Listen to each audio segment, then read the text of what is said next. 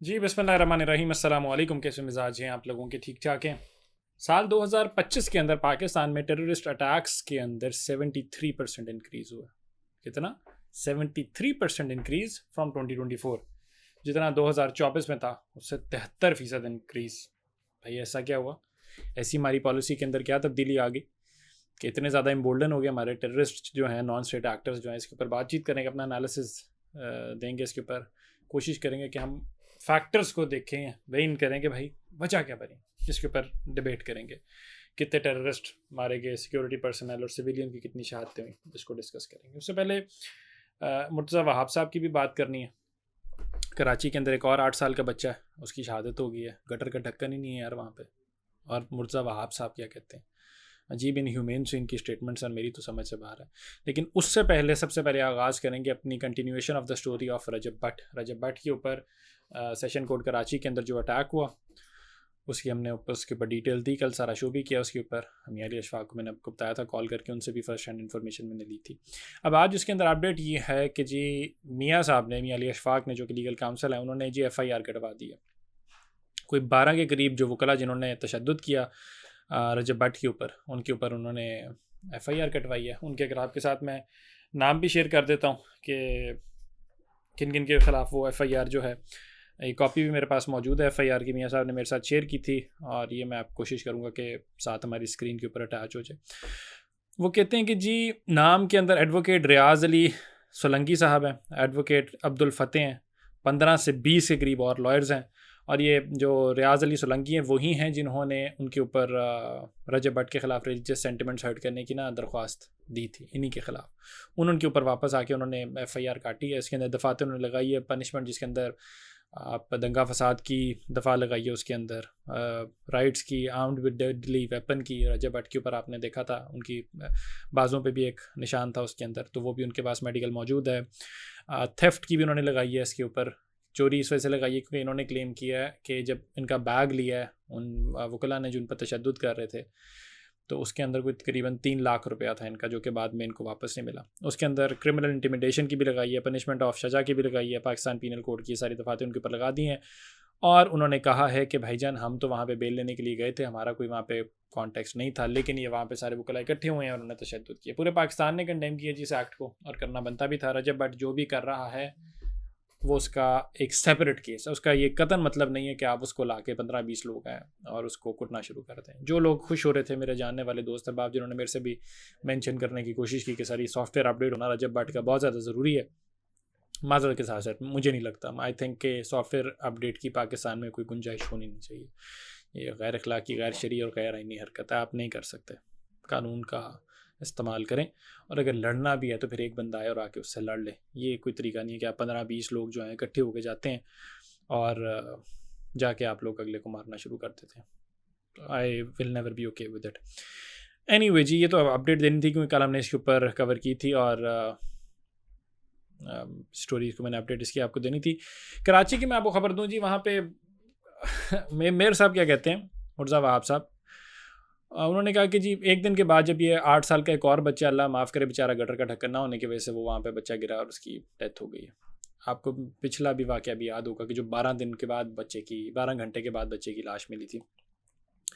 तो वो कहते हैं जी पोलिटिसाइज़ ना करें मामले को। सर जी कैसे पोलिटिसाइज़ ना करें? मुझे इस बात का, मेरी समझ से बाहर है।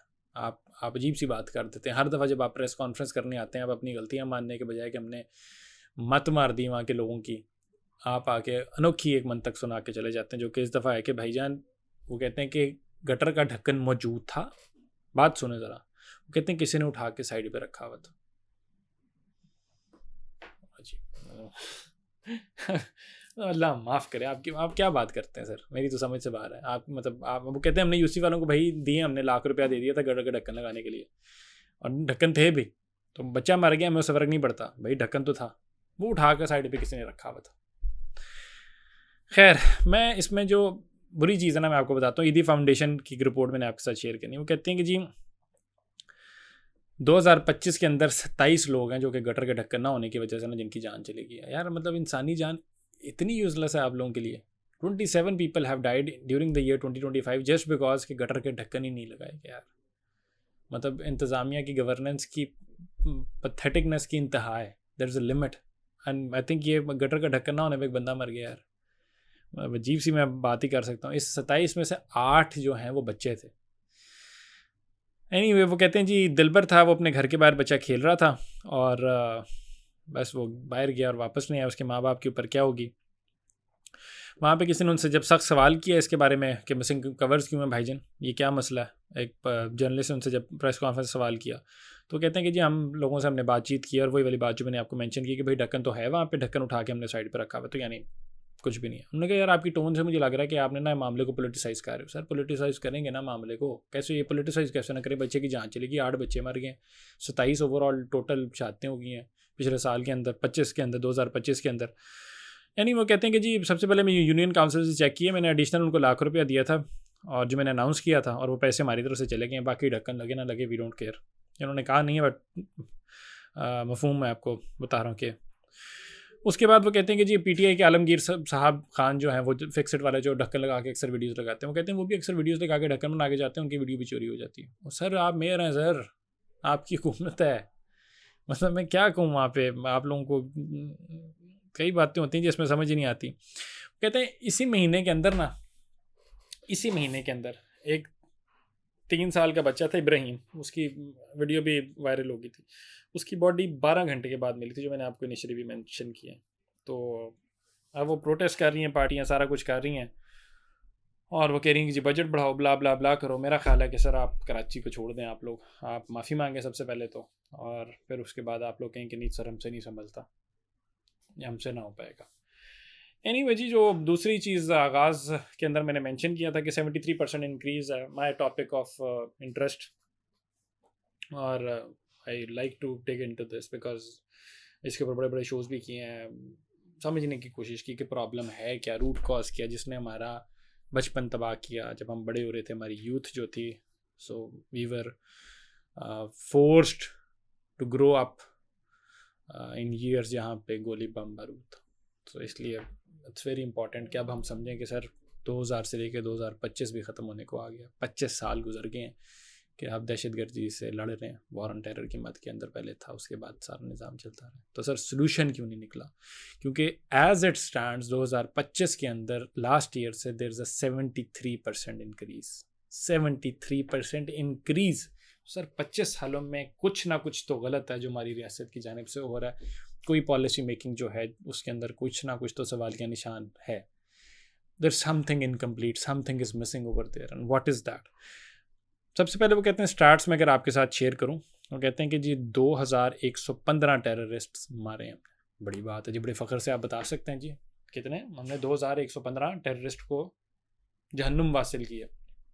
ठीक है सर, इसके साथ 664 सिक्योरिटी पर्सनल और 580 सिविलियन शहादतें भी हुई। इनका कौन जवाब दे, कोई तो वजह होगी। तो अगर हम फैक्टर को अगर इसको समझें, इन नंबर्स को देखें तो हमें नज़र आता है कि सर कॉन्फ्लिक्ट रेजोल्यूशन की जानिब तो नहीं बढ़ रहा है, ये तो एस्केलेशन हमें नज़र आ रही है। और जब एस्केलेशन होती है, कॉन्फ्लिक्ट रेजोल्यूशन नहीं होता, तो उसका मतलब होता है कि आपकी अपनी डायरेक्ट जो काइनेटिक इंगेजमेंट्स हैं वो बहुत ज़्यादा बढ़ गई हैं। जब डायरेक्ट काइनेटिक इंगेजमेंट्स बढ़ रही होती हैं तो उसका मतलब होता है कि जो नॉन स्टेट एक्टर्स हैं वो और एम्बोल्डन हो गए हैं, या आपकी पॉलिसी से उनको बहुत ज़्यादा इख्तलाफ हो गया है, या इंटरनली कहीं ना कहीं पे कोई लूप होल हैं जिनको आप एड्रेस नहीं कर पा रहे, बिकॉज आपकी जो डिटरेंस बेस्ड स्टेबिलिटी थी वो चेंज हो गई। So something went wrong and what could it be, that is what we are going to try and discuss. तो सबसे पहले तो उसके अंदर आपका शिफ्ट आया काउंटर टेररिज्म स्ट्रैटेजी के अंदर। ठीक है, जो आपका अफगान डॉक्ट्राइन था उसके अंदर इनिशियली आपकी कंटेनमेंट की बात थी, बाद में आपने हाई इंटेंसिटी ऑपरेशंस के ऊपर अपना फोकस कर दिया। डीजी साहब ने कहा कि बार बार हमें बताया कि अब इनको हम छुपने की जगह नहीं देंगे। सिविलियन हुकूमत ने क्या कहा, प्रोविंशियल लेवल पे वो मैटर नहीं करता सर। पिंडी क्या कह रहा है, फेडरल हुकूमत की तरफ से क्या स्टांस और पॉस्चरिंग ली जा रही है वो मैटर करती है, और बिकॉज फाइनल कॉल भी उन लोगों ने ली।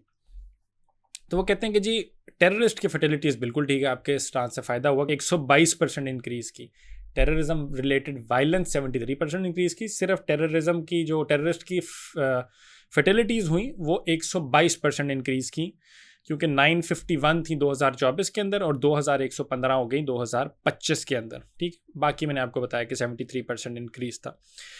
तो आपकी शिफ्ट क्या थी? आपकी शिफ्ट थी कि हम मैनेजमेंट या नेगोशिएशन से हट के अब की बार हम करेंगे डायरेक्ट काइनेटिक ऑपरेशंस। वो डायरेक्ट काइनेटिक ऑपरेशंस का नतीजे के अंदर 664 मिलिट्री सिक्योरिटी पर्सनल और 580 सिविलियंस की शहादतें हुई। आपने अपनी IBOs जो है इंटेलिजेंस बेस्ड ऑपरेशंस उनको भी बढ़ा दिया, आपने ग्राउंड ऑफेंसिव्स को अपने बढ़ा दिया, आपने काउंटर टेरर ड्रोन्स को डिप्लॉय किया, और आपने सिक्योरिटी फोर्सेस ने tens of thousands of IBOs का इस्तेमाल किया। जो स्पेस थी ना, जो पहले आप थोड़ी बहुत देते थे टेररिस्ट को, इस दफ़ा आपने कहा हम नहीं देंगे। आपने कहा कि नो सर, हम एक प्रोग्रेसिव रियासत बन के उभरेंगे, हम घर के अंदर जो है वो TLP को वाइप आउट करेंगे, ठीक है, रियासत के बाहर हम अफ़गानिस्तान से भी लड़ेंगे, हम TTP को भी शहीद करेंगे। TLP तहरीक लब्बैक पाकिस्तान की मैंने बात की, TTP तहरीक तालिबान पाकिस्तान की बात की। एक सियासी जमात थी, एक टेररिस्ट आउटफिट था।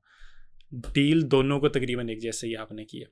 और पॉलिसी के अंदर तब्दीली किया, अफगान रिपैट्रिएशन पॉलिसी के साथ बॉर्डर पॉलिसी जो आपने तब्दील की, ठीक है, ये भी एक पूरा स्ट्रक्चरल चेंज था आपके अंदर। तो आपने कहा जी क्रॉस बॉर्डर मूवमेंट हो रही है, वहाँ से उन्होंने हाइड आउट्स प्रोवाइड किए हैं, वो यहाँ पे आते हैं। तो आपने कहा जो यहाँ पे 3-3, 4-4 नस्लों से भी अफगानी बैठे हुए हैं, हम इनको निकाल के बाहर मारेंगे। उनको बुरा लगा, उन्होंने कहा हमारे भाई बच्चे बीवियाँ बच्चे यहाँ पे, इनको जगह तो दें रहने के लिए, कोई चांस तो दें। आपने कहा नो सर, इन्फिल्ट्रेटर्स जो हैं, सुसाइड बॉम्बर्स यहीं पे बैठ के तैयार हो रहे हैं, तो हम निकाल देंगे। उसके बाद पॉलिटिकल डिस्कोर्स की बात मैंने की है। पॉलिटिकल डिस्कोर्स के अंदर आपकी डुअलिटी थी और डिवीजन थी और पोलराइजेशन थी।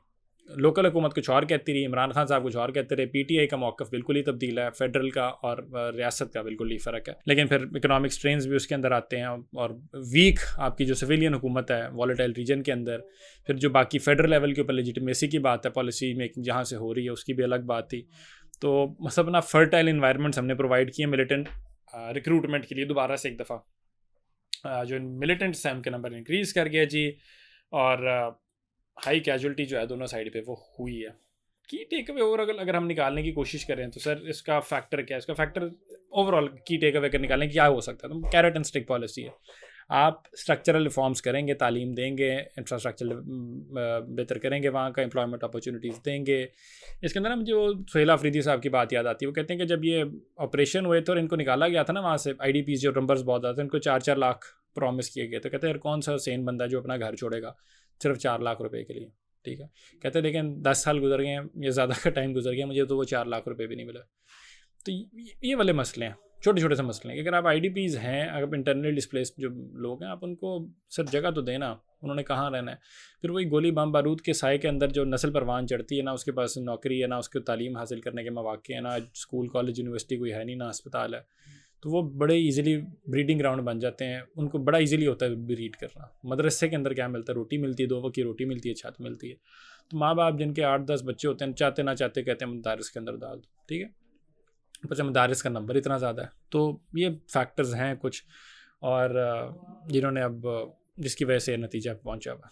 ओवरऑल क्या होता है, FDI डिक्रीज़ करता है और पूरा मुल्क जो है उससे तबाह बर्बाद होता है। डियरली होपिंग के साल 2026 जो है वो बेहतर हो और सिचुएशन कंट्रोल में लाई जा सके। As it stands seems highly unlikely.